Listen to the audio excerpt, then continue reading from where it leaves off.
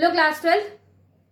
The next topic of our lesson is equilibrium constant from Nernst equation. So Nernst equation का जो equilibrium constant है वो हम यहाँ पे पढ़ने वाले हैं. So basically एक ही रिएक्शन को हम स्टार्टिंग से फॉलो करते हुए आ रहे हैं. फिर से मैं वही रिएक्शन लिख रही हूँ यहाँ पर Zn plus Cu dye positive Zn solid plus Cu dye positive in aqueous form. ये कन्वर्ट हो जाएगा in which copper solid and Zn di positive in aqueous solution. So ये रिएक्शन यहाँ पर होती है. जब ये रिएक्शन हो जाए, चलो ठीक है, ये रिएक्शन हो गई. इसके प्रीवियस आपने वीडियो देखा होगा तो वहां पे हमने सेल पोटेंशियल भी निकाल लिया, अलग अलग इलेक्ट्रोड पोटेंशियल भी निकाल लिया, सब कुछ मेजर कर लिया और वैल्यू हमने वहां पर फाइंड आउट कर दी कि किस तरीके से वैल्यू फाइंड आउट की जा सकती है. अब क्या होगा, आफ्टर सम टाइम जैसे जैसे ये रिएक्शन होती जा रही है, जैसे जैसे वो सेल, अगर आपको याद है,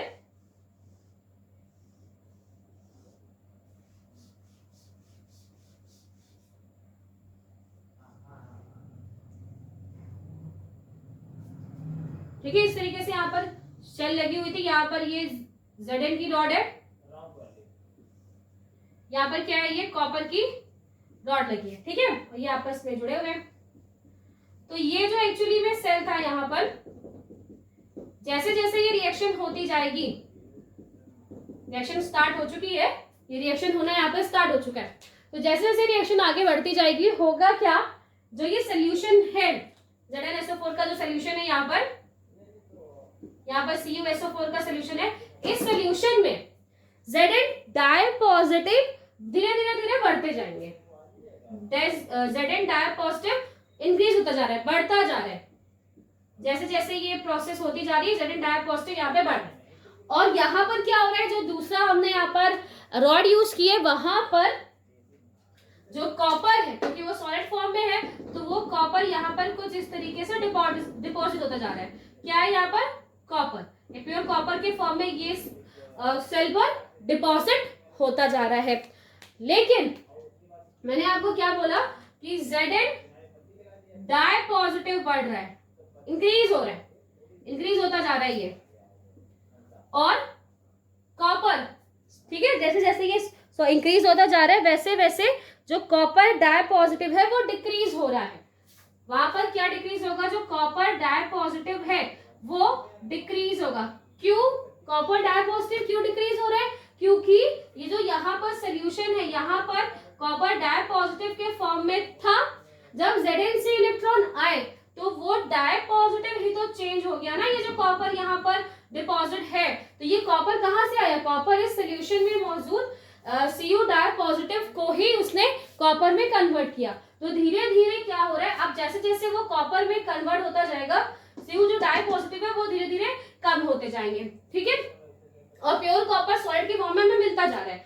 सो हो क्या रहा है, जैसे जैसे रिएक्शन स्टार्ट हो जाएगी, आफ्टर सम टाइम जो Zn डाई पॉजिटिव है, डाई पॉजिटिव का ध्यान रखिएगा. डाई पॉजिटिव आपको कहाँ मिलेगा, in this situation di positive आपको इस सोल्यूशन में मिलेगा. और जो कि क्या हो रहा है, धीरे धीरे इंक्रीज होता जा रहा है. वो क्यों इंक्रीज हो रहा है, बिकॉज ये जो Zn है, ये क्या है, हमने एक Zn की रॉड यूज की है, और इस Zn से Zn क्या कर रहा है, इलेक्ट्रॉन डोनेट करता है. ये इलेक्ट्रॉन यहाँ पर आपको दिखाई दे रहे हैं, और जो Zn डाई पॉजिटिव आपको सोल्यूशन में दिखाई दे रहे हैं. तो इन द सोल्यूशन ये डाई पॉजिटिव बढ़ रहा है. और अच्छा चलो मैं इसके आगे सोल्यूशन लिख लेती हूँ. ये कहाँ पर हो रहा है, ZnSO4 में ये हो रहा है कि ZnSO4 के अंदर Zn पॉजिटिव बढ़ रहा है, और कॉपर SO4 का है सोल्यूशन के अंदर, जो कॉपर SO4 का सोल्यूशन है उसमें कॉपर डाई पॉजिटिव डिक्रीज हो रहा है. फाइन. अब यहाँ पर क्या होगा, जैसे जैसे ये Zn जो है वो रिड्यूस होता जाएगा, इन द सेंस जो Zn है डाई पॉजिटिव बढ़ रहा है. वो कैसे बढ़ रहा है, क्योंकि Zn यहाँ से क्या हो रहा है, इलेक्ट्रॉन रिलीज कर रहा है. वैसे वैसे जो ये हमने यहाँ पर रॉड यूज की है Zn की, वो धीरे धीरे क्या होती जाएगी, पतली होती जाएगी. पहले आपने एक प्रॉपर मोटी सी रॉड यूज की थी, अब वो धीरे धीरे धीरे क्या हो रही है, पतली होती जा रही है. वो क्यों पतली हो रही है, बिकॉज इसी रॉड से Zn क्या हो रहे हैं, रिलीज होते जा रहे हैं, इलेक्ट्रॉन्स वहां से रिलीज हो रहे हैं. सो ये क्या होती जा रही है, धीरे धीरे कम होता जा रहा है. जैसे Zn डाई पॉजिटिव तो बढ़ रहा है, पर जो Zn है यहाँ पर वो धीरे धीरे कम हो जा रहा है. अब अगर Zn डायपॉजिटिव के कंपैरिजन में जो Zn है, जो प्योर फॉर्म में आपने ये रॉड यूज की है, वो रॉड अगर धीरे धीरे कम होती जाएगी, ठीक है, वो रॉड धीरे धीरे कम हो रही है, रॉड धीरे धीरे कम होगी तो इलेक्ट्रॉन्स का नंबर भी कम होने लगेगा,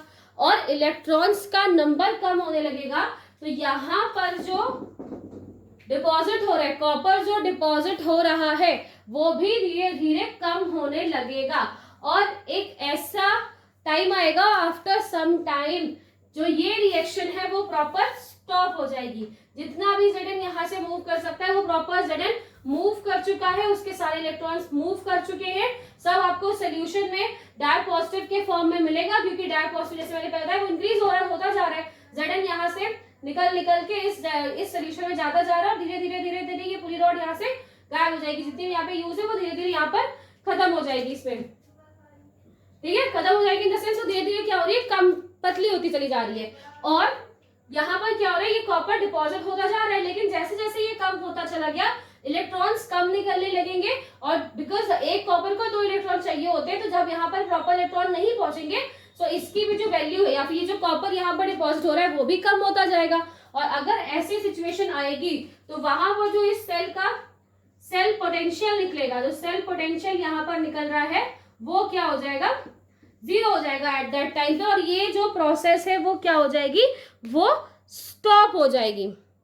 और ये जो प्रोसेस अब यहाँ पर क्या होगी, ये प्रोसेस यहाँ पे स्टॉप हो गई, ठीक है, यहाँ पे लिख रही हूं मैं, ये प्रोसेस अब यहाँ पर क्या है, स्टॉप हो गई, जो भी ऑक्सीडेशन या रिडक्शन की प्रोसेस हो रही थी अब ये प्रॉपर स्टॉप हो चुकी है, जितने भी मॉलिक्यूल्स को मूव करना था वो सब मूव कर चुके हैं, और ये जो सिचुएशन है, ये जो हमें सिचुएशन यहाँ पर मिलेगी जिसमें ये जो मैकेनिज्म फॉलो हो रही है, जो सेल यहाँ पर वर्क कर रही है वो वर्क करना बंद कर देगी, तो वो सिचुएशन हो क्या होगी, वो इक्विलिब्रियम की सिचुएशन यहाँ पर जनरेट हो जाएगी, और इन दिस सिचुएशन अब जो यहाँ पर सिचुएशन आई है इसमें अगर हम इनर्ट इक्वेशन देखेंगे तो यहाँ पर जो इनर्ट इक्वेशन आएगी वो ये है, स्टैंडर्ड सेल पोटेंशियल, ठीक है, cell potential is equal to standard cell potential minus 2.303 RT upon 2F log Zn upon Cu,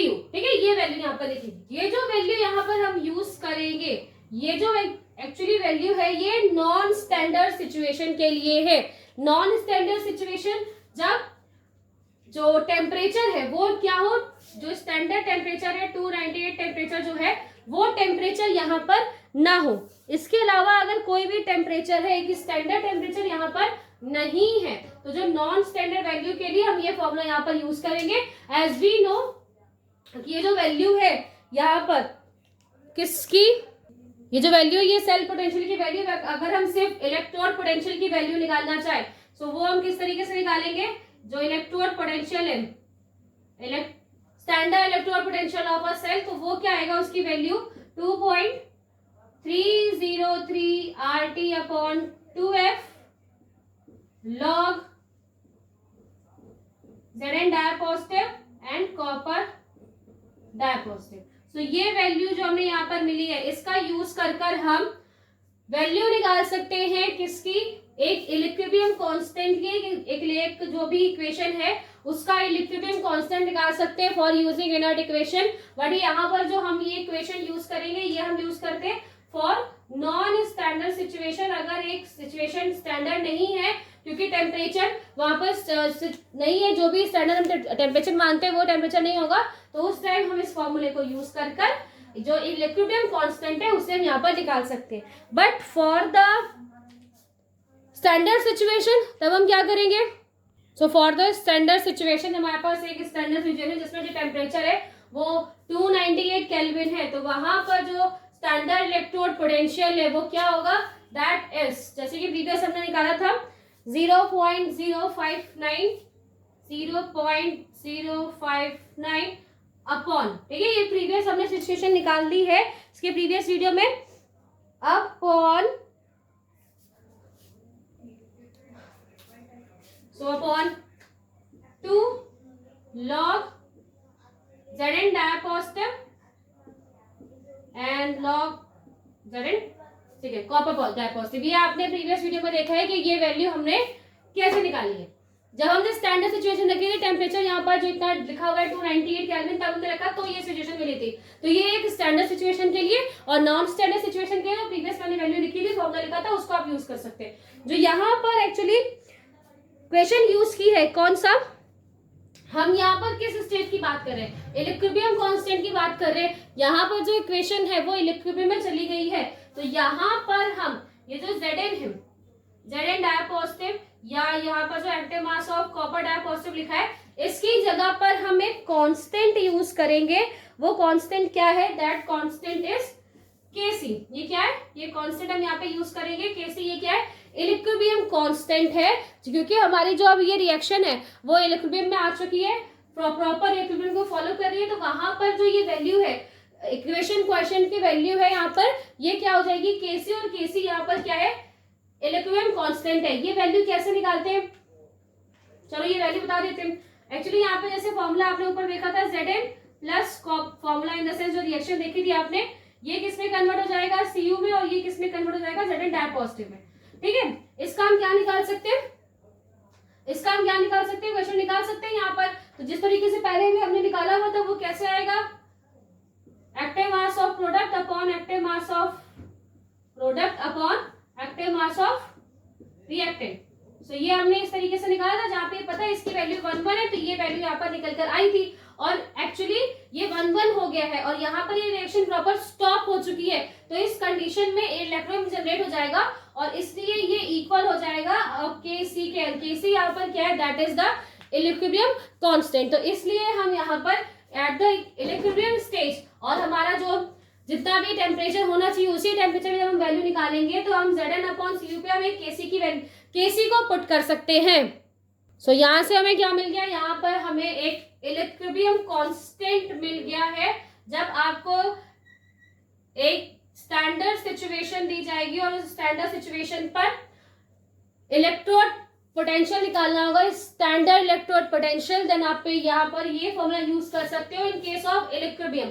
कभी कभी क्वेश्चन जो एग्जाम में आती है उसमें एक्चुअली इसी की वैल्यू पूछी जाती है, यानी कि जो इक्विलिब्रियम कांस्टेंट है इसकी वैल्यू पूछी जाती है। तो इसकी वैल्यू हम कैसे निकालेंगे, इसकी वैल्यू हम कुछ इस तरीके से निकाल सकते हैं, log Kc।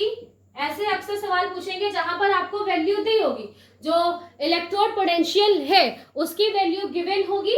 तो यहाँ पर इलेक्ट्रोड पोटेंशियल उसकी वैल्यू आपको ऑलरेडी गिवन होगी, और आपको यहाँ पर क्या निकालना है, हमें इक्विलिब्रियम कांस्टेंट निकालना होता है। क्योंकि ये एक स्टैंडर्ड सिचुएशन है, तो इस स्टैंडर्ड सिचुएशन पे जो ये ई सेल है इसकी वैल्यू कितनी आएगी, इसकी वैल्यू यहाँ पे क्या आएगी, 1.1 वोल्ट, है ना।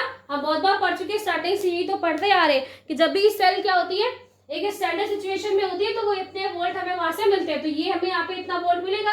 ऐसे ही आपको एग्जाम में भी क्वेश्चन मिलेंगे जहां पर कुछ भी वैल्यू लिखी होगी कि ई सेल की वैल्यू है 2.27 या 1.27, कुछ भी 0.86, कोई भी वैल्यू है, आपको इसकी वैल्यू दी होगी, और आपको जो ये log Kc है, यानी कि जो एक इक्विलिब्रियम कांस्टेंट है उसकी वैल्यू आपको निकालनी होगी। तो ये वैल्यू कैसे निकाल सकते हैं, log Kc। अब आप जस्ट इसको आपको नेक्स्ट साइड में लेकर जाइए, हम कैसे लेके आएंगे, 2, ये 2 इसके साथ मल्टीप्लाई हो गया, 2 standard potential of cell upon 0.059।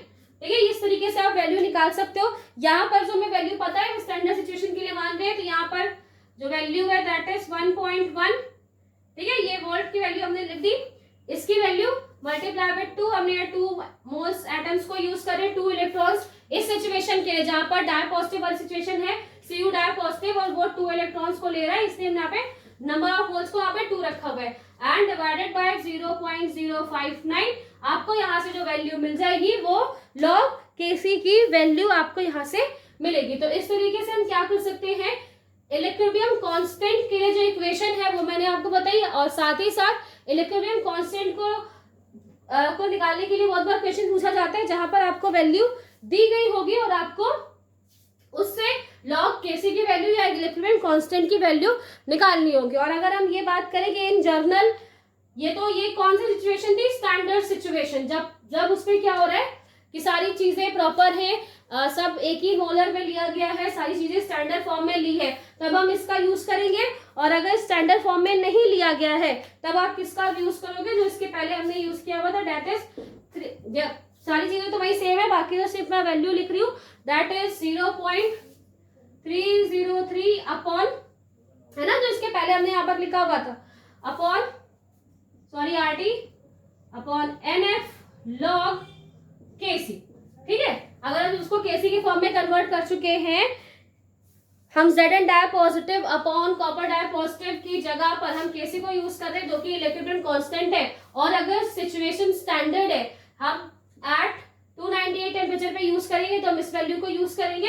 But अगर सिचुएशन स्टैंडर्ड नहीं है, हम टेम्परेचर अलग अलग यूज कर रहे हैं, तो वहां पर इस फॉर्मूला का हम यूज करेंगे इन जनरल। जब क्या टेम्परेचर अलग अलग होता है तो उस टाइम हम इसका फॉर्मूला यूज करेंगे, और अदरवाइज इक्वेशन गिवन है हमें और हमें वहां पर कांस्टेंट की वैल्यू निकालनी है, इक्विलिब्रियम कांस्टेंट की, तो हम यहाँ पर वैल्यू निकाल सकते हैं। इन योर एग्जाम अगर ऐसे क्वेश्चन आते हैं जहां पर आपको log KC की वैल्यू निकालनी हो, आप इससे भी निकाल सकते हो, इससे भी निकाल सकते हो। अगर वहां पर आपको टेम्परेचर मेंशन करके दिया गया है कि टेम्परेचर चेंज है, ये टेम्परेचर नहीं है, आपका टेम्परेचर कुछ और एक 300 केल्विन है, या फिर जो भी टेम्परेचर, अगर टेम्परेचर चेंज करके दिया गया है, दैट मीन्स वहां पर सिचुएशन कैसी होगी, नॉन स्टैंडर्ड, तो हम इसको यूज करेंगे। लेकिन अगर टेम्परेचर ऐसा मेंशन नहीं है, उन्होंने सिर्फ जो सेल का पोटेंशियल है वो बताया हुआ है, तो हम ऑलवेज, अगर उन्होंने कोई भी स्पेसिफाइड टेम्परेचर नहीं दिया है, तो हम स्टैंडर्ड टेम्परेचर को ही फॉलो करते हुए इस इक्वेशन को फॉलो करके यहाँ पर हम इक्विलिब्रियम कांस्टेंट को पता कर सकते हैं।